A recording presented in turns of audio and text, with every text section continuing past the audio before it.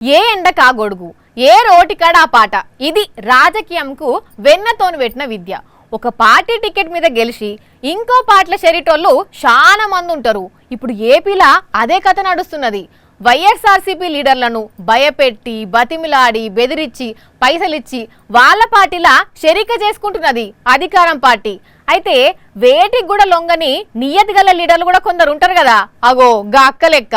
చూసిండ్రా అక్కడేమైందో, గా పచ్చ కండువా వేసుకున్న మేడము వైఎస్ఆర్సీపీ కండువా వేసుకొని కూసున్న మేడం కాడికి పోయి షేకండ్ కోసం చేయి చాపితే ఎహేపో అన్నట్టు ఆమె రియాక్షన్ చూసి పాపం గా అక్క ముఖం మాడిపోయింది. అట్లనే వెనక ముఖాన కూసున్నోళ్ళ దగ్గరికి పోయింది.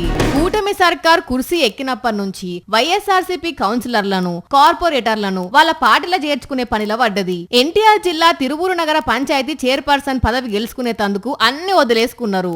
మొత్తం 20 మంది కౌన్సిలర్లు ఉంటే అందులో 17 మంది వైఎస్ఆర్సీపీ వాళ్లే. అయినా సరే వాళ్ళను బెదిరించి, భయపెట్టి 7గురిని టీడీపీలో చేర్చుకున్నారు. వాళ్ళ మద్దతుతోని చైర్పర్సన్ పదవి దక్కించుకున్నారు. ఆ తర్వాత వైఎస్ఆర్సీపీ నుంచి టీడీపీలో చేరిన ఓ కౌన్సిలరు వైఎస్ఆర్సీపీ కౌన్సిలర్ దగ్గరకు వచ్చి చేయి అందిస్తే అప్పుడు ఆమె చూసిన సూపుకు పచ్చకండువా వేసుకున్న కౌన్సిలరు తలదించుకొని ఆ నుంచి పోయింది.